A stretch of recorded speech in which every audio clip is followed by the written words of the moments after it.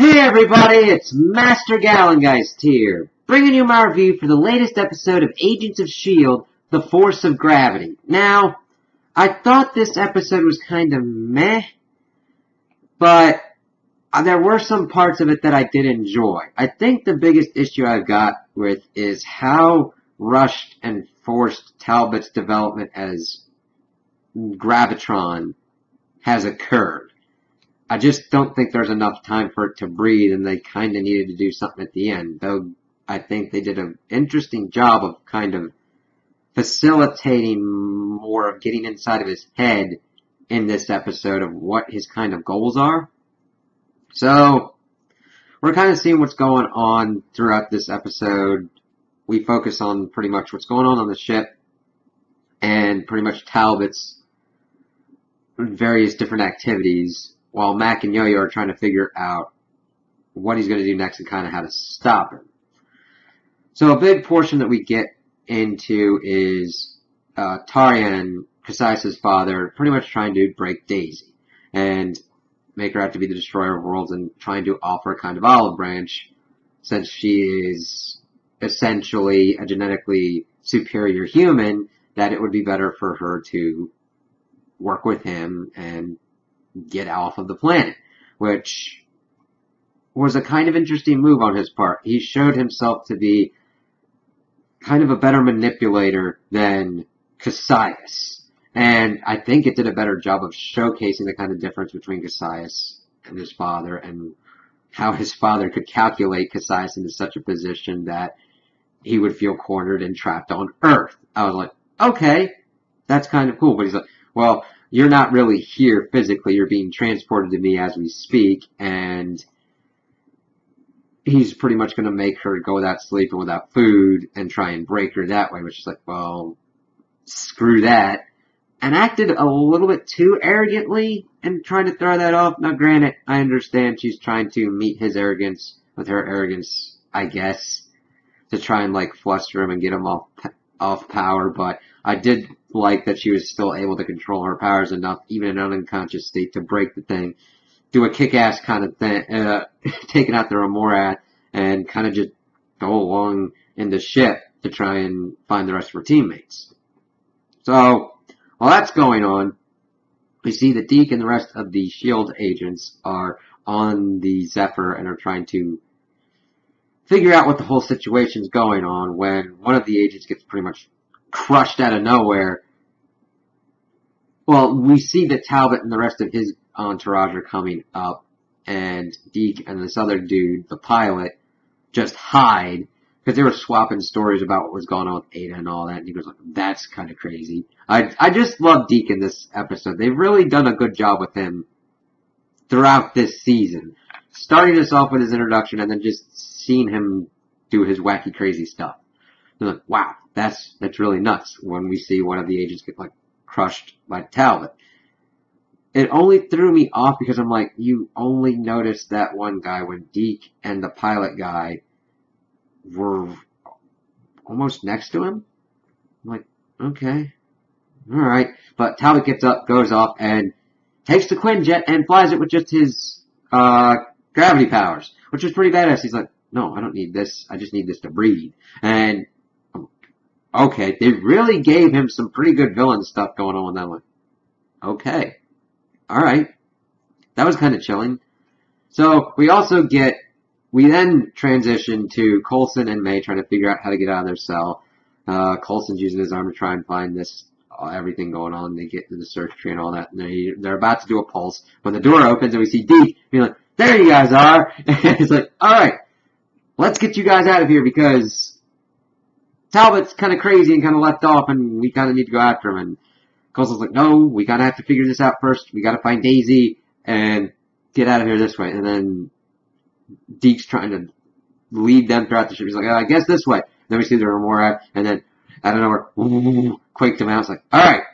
Coulson's then trying to come up with a plan, going, okay, we need to figure out what to do. I guess I'll just have me and Daisy get on the Zephyr, and you and Deke try and figure out what to do about the missiles. Now, granted, May was pretty much arguing with them on to this point, trying to get the plan into that kind of rationale. And it was really well done because it eventually led to May, who was still arguing with him, and Coulson just goes up and kisses her, and they're getting shot at, and Coulson's got his shield thing up. Daisy comes running back around, and the look on her face as she sees them kissing was just priceless. This kind of stuff, it was what S.H.I.E.L.D. used to be about, and they somehow lost it. These kind of character moments in this stuff, that was just great. I just love the slow of Daisy's face, like, what the fuck? Like, I'm seeing Mom and Dad kissing, but they've never kissed in front of me before. It was just really great, and I'm just like, everybody's back. It was just cool seeing them trying to figure out what their plans were, because they're going, okay, Coulson is not in the best kind of condition at the moment. It would be better for Daisy and him to go off, get their pilot, and get the Zephyr out of here, where May could beat the shit out of shit, and Deke is the only one that knows how to count with the numbers in the Remorath language. So it's like, okay, this is a good pairing, go off. So we get Daisy and Coulson figuring out what's going on. We get a kind of, they're here, kind of poltergeist line, as her and Coulson have to fight off the Remorath and make sure that their pilot's okay so they can get off. This, of course, leads Coulson to being injured. Not badly, mind you, but it starts turning badly because later on in the episode it's still bleeding heavily, as he's still bleeding out. So they get off, and we get into a good portion where May and Deke get there, and he's trying to figure out what's the navigation thing, so that way he can find out that it's targeting the lighthouse. If they can figure out the coordinates of the lighthouse, they can use the transportation thing to get off the ship and also switch up the coordinates. Which then transitioned us to this really great fight scene between May and Quovas. I'm like, yeah, Quovas could be good, but May's better.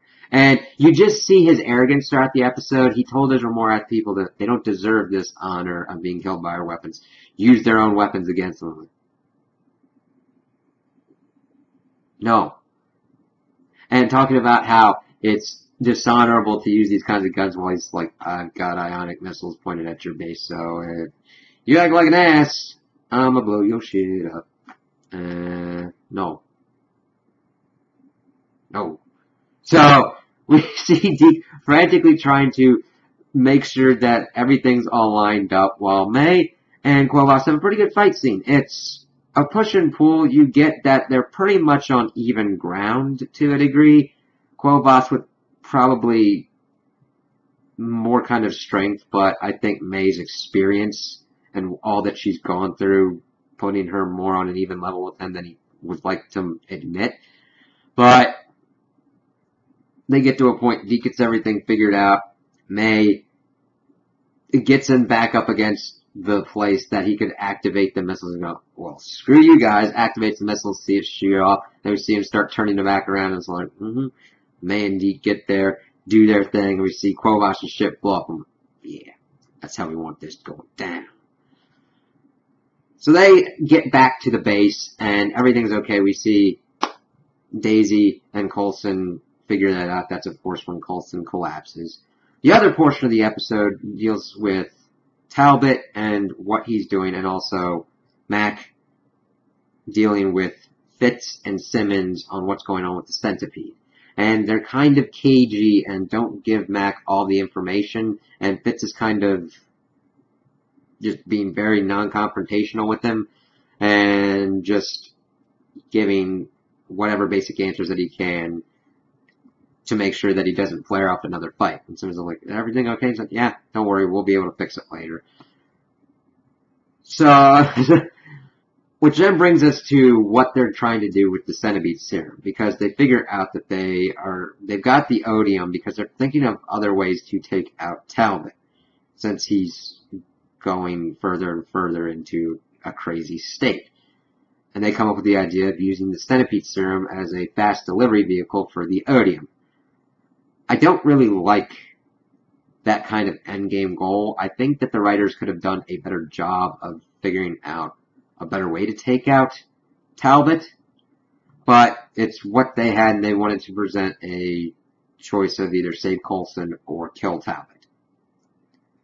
Bringing us kind of full circle because they get the information about Coulson and they get the information about Talbot. They've only got the one centipede serum, and this is the choice that they're going to have to make in the season finale. And they're going to have to look into this because Talbot's trying to power himself up to defeat Thanos. That's his end game goal, and he will do any means pretty much necessary to do that. We see him go to Creel, the Absorbing Man, and say that he can help him, and he doesn't look crazy or anything. He really, truly wants to help Creel, and he thinks that he's helping Creel. So he gets his Gravitonium thing out, makes Creel kind of absorb it, and then he eats him. I think this was kind of a double-edged sword. I think Talbot actively thought that he was helping him, but he also needed more Gravitonium.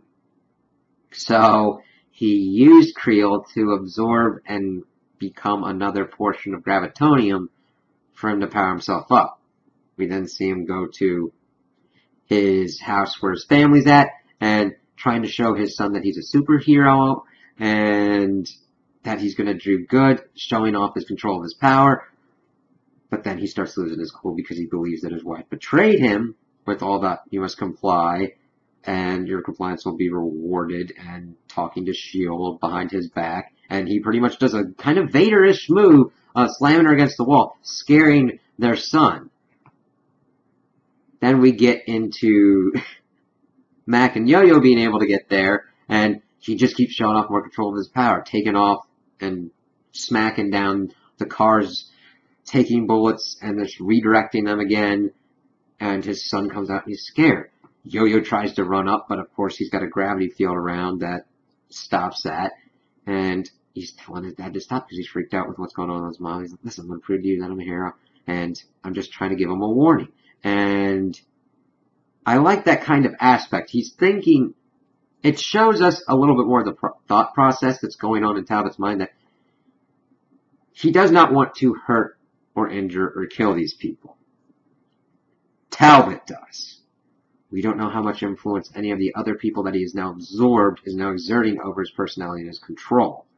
That's where it's going to get interesting, but I wish there was more time to actively see that happening. So he flies off and like, what's going on? What's his kind of goal now? And we get at the end of the episode that he went to get Robin and her mother so that way he could find more of the Gravitonium. Now, my biggest issues that start cropping up into this, of course, lead to the time travel and what we have learned and seen so far in relation to a Gravitonium-powered entity.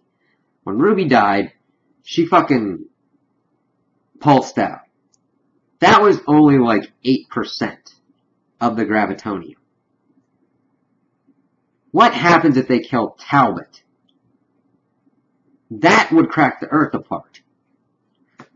And never mind the fact that he's going to attempt to crack the Earth apart to get more at the Gravitonium. Because Rob is going to have to tell him, or he's going to have to figure out how to get that information out of her to get to it. That could crack it. So, you could almost get into this scenario and say, you guys, your choices don't even matter at all, even though you're trying to present that kind of choice. Because Fitz and Simmons were like, well, the whole issue is that we attempt to and fail to save Coulson. That leads to the timeline that shit's gone real. What if we actually do save him? We could get something like that. I'm just going, no matter how this plays out, the cracking or whatnot would still commence. So, I don't know. I don't know why they're not thinking about the repercussions of what would happen if they essentially, Talbot is a Gravitonium bomb. What if instead of, I don't know, just thinking off the top of my head, instead of infusing it with Odium, infusing it with a high-powered tranquilizer, and they just shoot him into if you shot him into the sun, that could cause a gravitational foobaloo.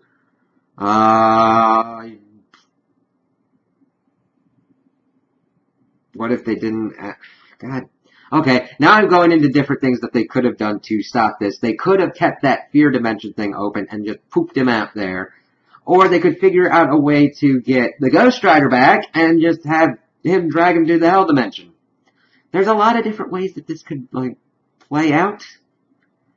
Other inventive kind of ways. Now, granted, I know you want to breed tension and suspense and all that, but when you get into a point where you're actively trying to figure out what's going on with time travel and what the rules are and what you're going to do, it gets kind of tiresome. I find that when you do a time travel storyline, you want your rules to be kind of clear and concise and kind of stick to them as much as possible. Like Back to the Future or Steins Gate.